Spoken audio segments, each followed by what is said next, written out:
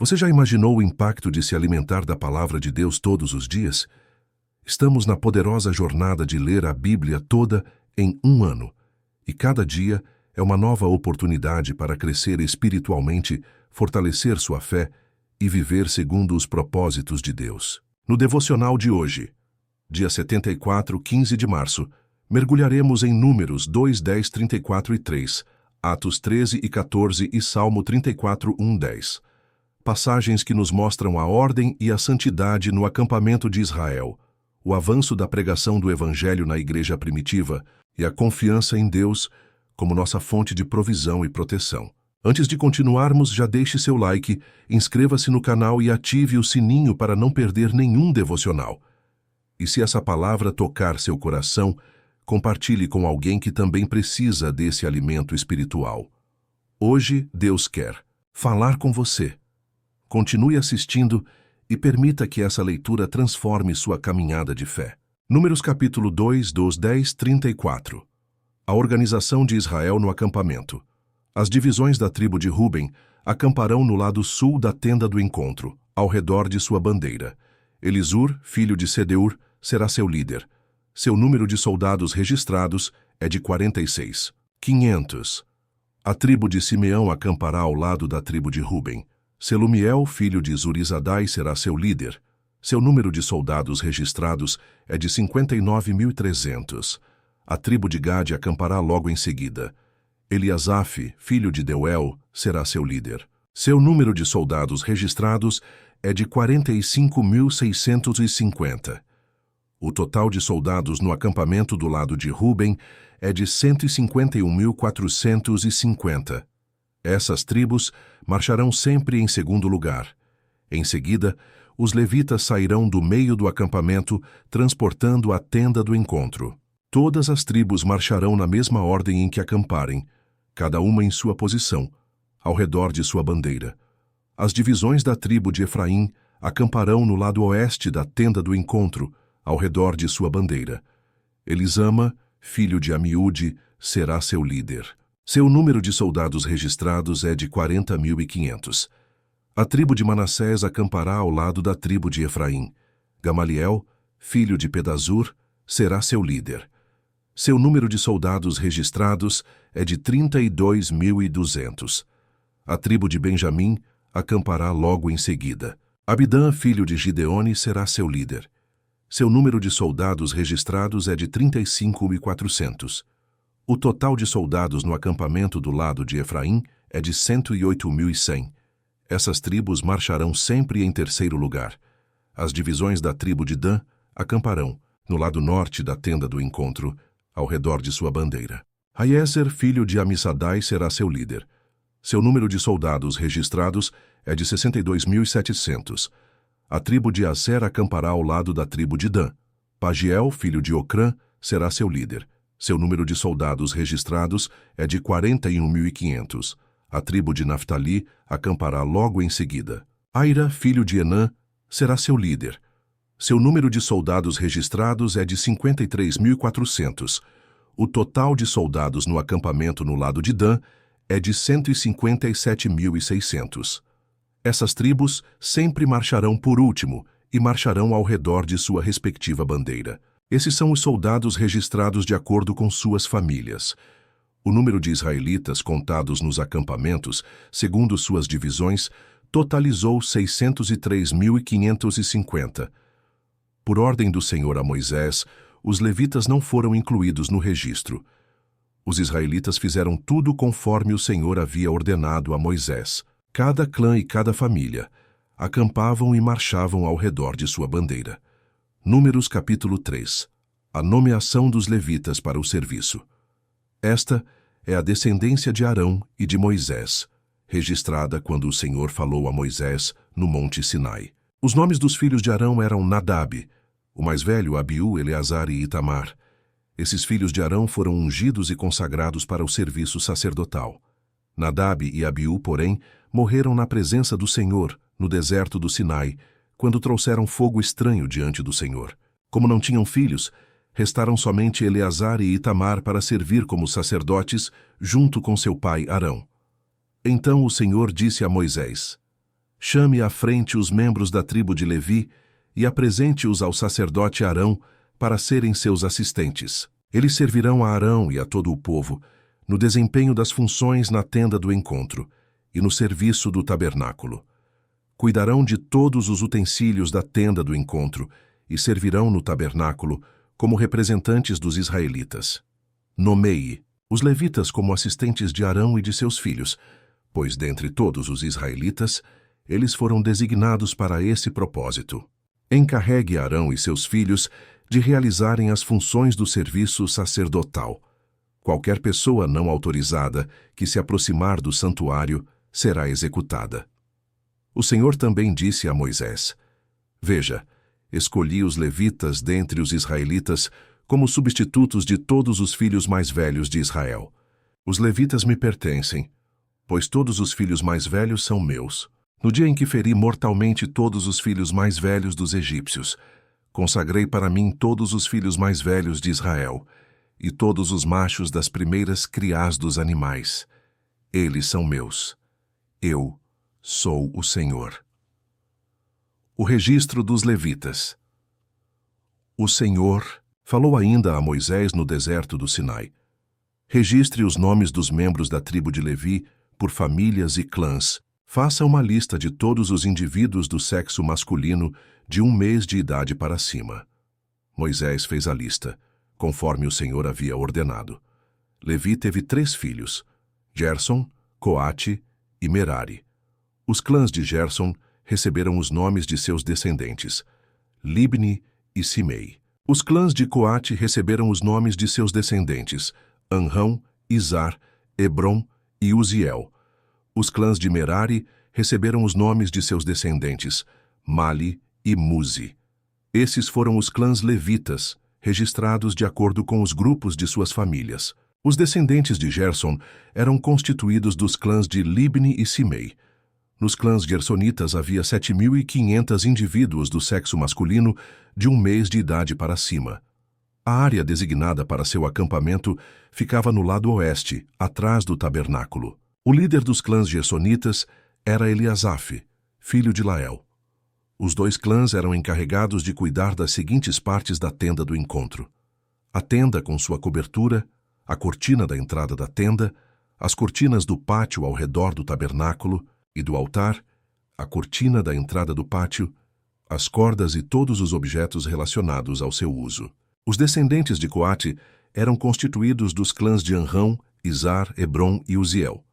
Nos clãs coatitas, havia 8.600 indivíduos do sexo masculino de 1 mês de idade para cima. Eram encarregados de cuidar do santuário, e a área designada para seu acampamento ficava no lado sul do tabernáculo.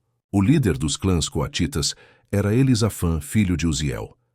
Eram encarregados de cuidar da arca, da mesa, do candelabro, dos 2 altares, dos diversos utensílios do santuário, da cortina interna e de todos os objetos relacionados ao seu uso.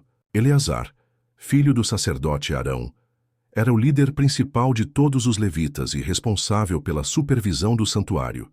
Os descendentes de Merari eram constituídos dos clãs de Mali e Muzi. Nos clãs meraritas, havia 6.200 indivíduos do sexo masculino de 1 mês de idade para cima. A área designada para seu acampamento ficava no lado norte do tabernáculo. O líder dos clãs meraritas era Zuriel, filho de Abiail. Os meraritas eram encarregados de cuidar das armações que sustentavam o tabernáculo, além dos travessões, das colunas das bases e de todos os objetos relacionados ao seu uso. Também eram responsáveis pelas colunas do pátio e por todas as suas bases, estacas e cordas.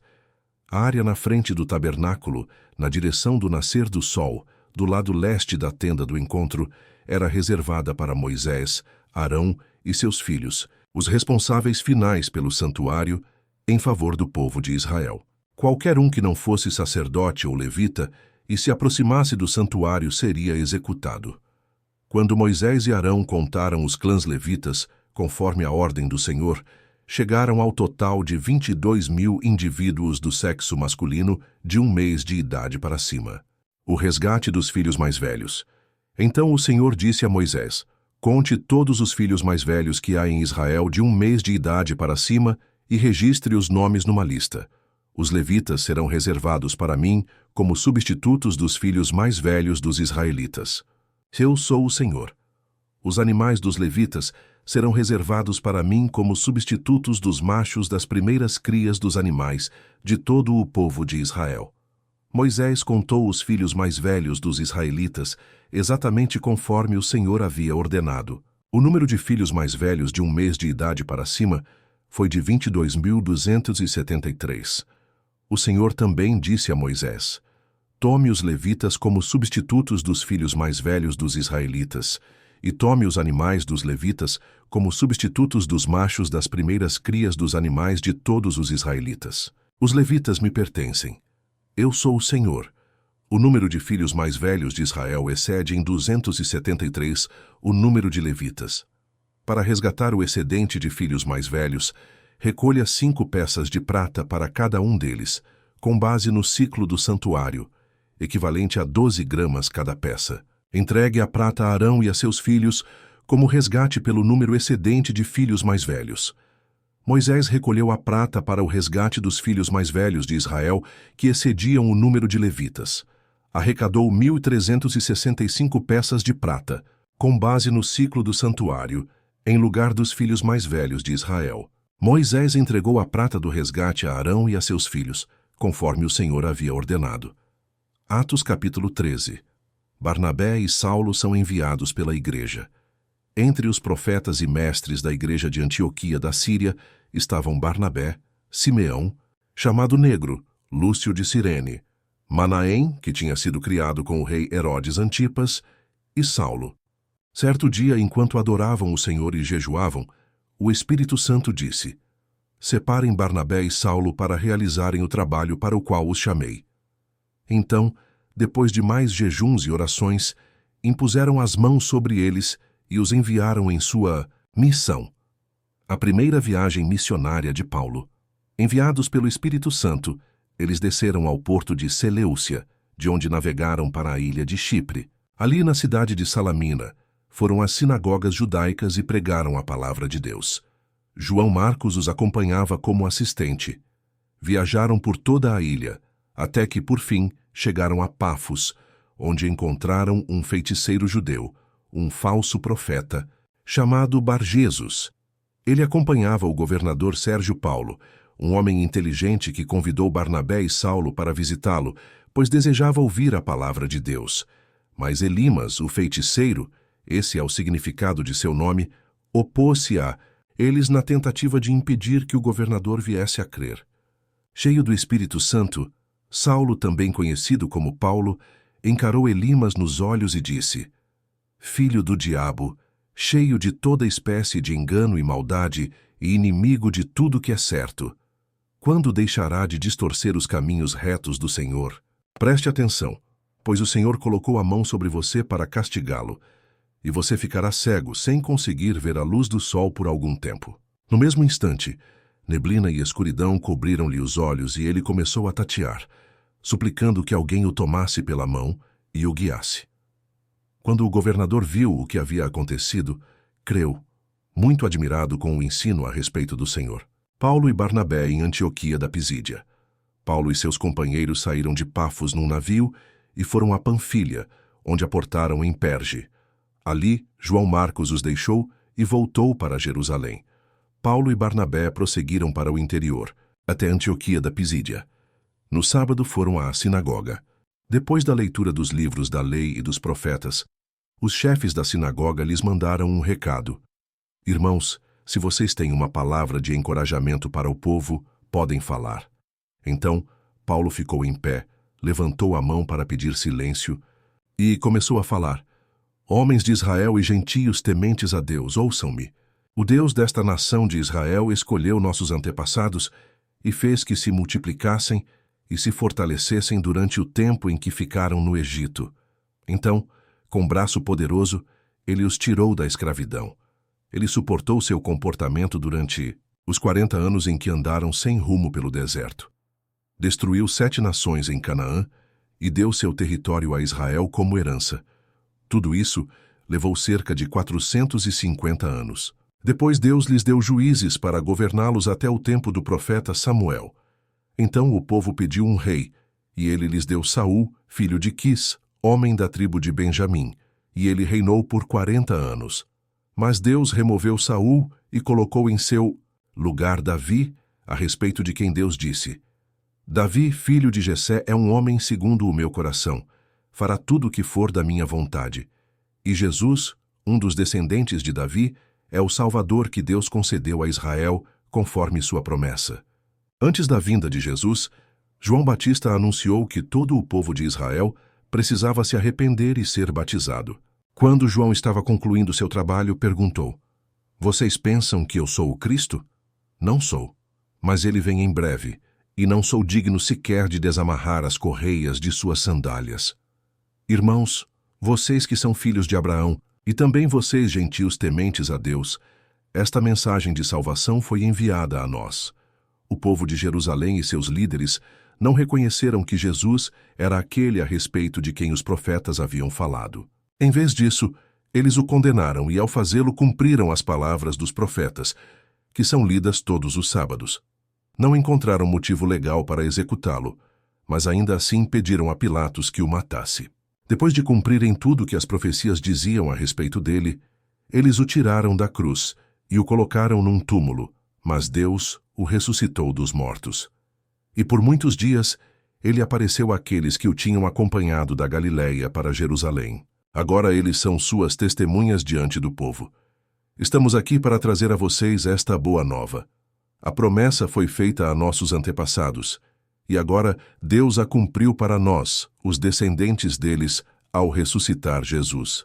Pois Deus havia prometido ressuscitá-lo dos mortos, para que jamais apodrecesse no túmulo. Ele disse: Eu lhes darei as bênçãos sagradas que prometi a Davi. Em outro salmo ele explicou de modo mais direto: Não permitirás que o teu santo apodreça no túmulo. Não se trata de uma referência a Davi, porque depois que Davi fez a vontade de Deus em sua geração, morreu e foi sepultado com seus antepassados, e seu corpo apodreceu. É uma referência a outra pessoa, a alguém a quem Deus ressuscitou e cujo corpo não apodreceu. Ouçam, irmãos, estamos aqui para proclamar que, por meio de Jesus, há perdão para os pecados. Todo o que nele crê é declarado justo diante de Deus, algo que a lei de Moisés jamais pôde fazer. Por isso, tomem cuidado para que não se apliquem a vocês as palavras dos profetas.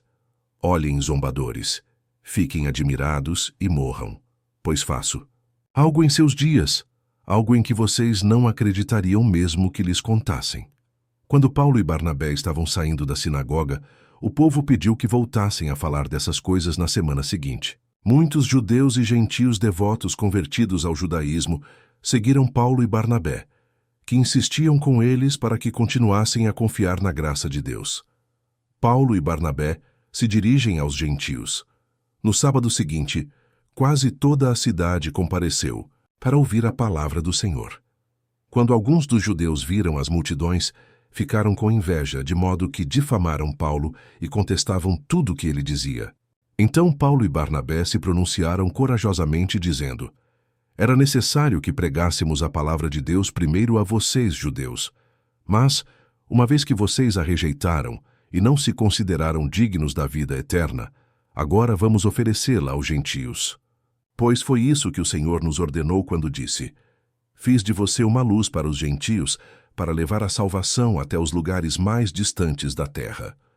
Quando ouviram isso, os gentios se alegraram e agradeceram ao Senhor por essa mensagem, e todos que haviam sido escolhidos para a vida eterna creram. E os discípulos estavam cheios de alegria e do Espírito Santo. Atos capítulo 14. Paulo e Barnabé em Icônio. Em Icônio, Paulo e Barnabé também foram à sinagoga judaica e falaram, de tal modo que muitos creram, tanto judeus como gentios. Alguns dos judeus que não creram, porém, incitaram os gentios e envenenaram a mente deles contra Paulo e Barnabé. Ainda assim, os apóstolos passaram bastante tempo ali, falando corajosamente da graça do Senhor, que confirmava a mensagem deles, concedendo-lhes poder para realizar sinais e maravilhas. Com isso, o povo da cidade ficou dividido. Alguns tomaram partido dos judeus e outros dos apóstolos. Então, um grupo de gentios, judeus e seus líderes resolveu atacá-los e apedrejá-los. Quando os apóstolos souberam disso, fugiram para a região da Licaônia, para as cidades de Listra e Derbe e seus arredores. E ali anunciaram as boas novas. Paulo e Barnabé em Listra e Derbe. Enquanto estavam em Listra, Paulo e Barnabé encontraram um homem com os pés aleijados. Sofria desse problema desde o nascimento e, portanto, nunca tinha andado. Estava sentado e ouvia Paulo pregar. Paulo olhou diretamente para ele e, vendo que ele tinha fé para ser curado, disse em alta voz: "Levante-se." O homem se levantou de um salto e começou a andar. A multidão, vendo o que Paulo havia feito, gritou no dialeto local: "Os deuses vieram até nós em forma de homens." Concluíram que Barnabé era o deus grego Zeus, e Paulo o deus Hermes, pois era ele quem proclamava a mensagem. O sacerdote do templo de Zeus, que ficava na entrada da cidade, trouxe touros e coroas de flores até as portas da cidade, pois ele e a multidão queriam oferecer sacrifícios aos apóstolos. Quando Barnabé e Paulo ouviram o que estava acontecendo, rasgaram as roupas e correram para o meio do povo gritando: "Amigos, por que vocês estão fazendo isso? Somos homens como vocês. Viemos lhes anunciar as boas novas, para que abandonem estas coisas sem valor e se voltem para o Deus vivo, que fez os céus e a terra, o mar e tudo que neles há. No passado, ele permitiu que as nações seguissem seus próprios caminhos, mas nunca as deixou sem evidências de sua existência e de sua bondade. Ele lhes concede chuvas e boas colheitas, e também alimento e um coração alegre." Apesar dessas palavras, Paulo e Barnabé tiveram dificuldade para impedir que o povo lhes oferecesse sacrifícios. Então alguns judeus chegaram de Antioquia e Icônio e instigaram a multidão. Apedrejaram Paulo e o arrastaram para fora da cidade, pensando que ele estivesse morto. No entanto, quando os discípulos o rodearam, ele se levantou e entrou novamente na cidade. No dia seguinte, partiu com Barnabé para Derbe. Paulo e Barnabé voltam para Antioquia da Síria. Depois de terem anunciado as boas novas em Derbe e feito muitos discípulos, Paulo e Barnabé voltaram a Listra, Icônio e Antioquia da Pisídia, onde fortaleceram os discípulos. Eles os encorajaram a permanecer na fé, lembrando-os de que é necessário passar por muitos sofrimentos até entrar no reino de Deus. Paulo e Barnabé também escolheram presbíteros em cada igreja, e com orações e jejuns os entregaram aos cuidados do Senhor, em quem haviam crido. Então viajaram de volta pela Pisídia até a Panfilha. Pregaram a palavra em Perge e desceram para a Atália. Por fim voltaram de navio para Antioquia, onde sua viagem tinha começado e onde haviam sido entregues à graça de Deus para realizar o trabalho que agora completavam. Quando chegaram a Antioquia, reuniram a igreja e relataram tudo que Deus tinha feito por meio deles e como tinha aberto a porta da fé também para os gentios. E permaneceram ali com os discípulos por muito tempo. Salmo 34, 1, 10. A bondade do Senhor para com os que o temem. Louvarei o Senhor em todo o tempo. Meus lábios sempre o louvarão. Somente no Senhor me gloriarei. Que todos os humildes se alegrem. Venham, proclamemos a grandeza do Senhor. Juntos exaltemos o seu nome. Busquei o Senhor, e ele me respondeu. Livrou-me de todos os meus temores. Os que olham para ele ficarão radiantes. No rosto deles não haverá sombra de decepção. Clamei ao Senhor em meu desespero e ele me ouviu. Livrou-me de todas as minhas angústias. O anjo do Senhor é guardião. Ele cerca e defende os que o temem. Provem e vejam que o Senhor é bom. Como é feliz o que nele se refugia. Temam o Senhor, vocês que lhe são fiéis, pois os que o temem terão tudo de que precisam. Até mesmo os leões jovens e fortes passam fome, mas aos que buscam o Senhor nada de bom faltará. Chegamos ao término de mais um devocional da palavra. Cada dia na presença de Deus é um passo para mais perto do seu propósito e da vida abundante que Ele deseja para você. Não pare agora. Se hoje você foi edificado, siga firme, pois amanhã há mais um banquete espiritual esperando por você. Curta, comente e compartilhe este vídeo. Sua interação ajuda essa mensagem a alcançar mais vidas e espalhar a palavra de Deus. Nos vemos amanhã para mais um devocional poderoso.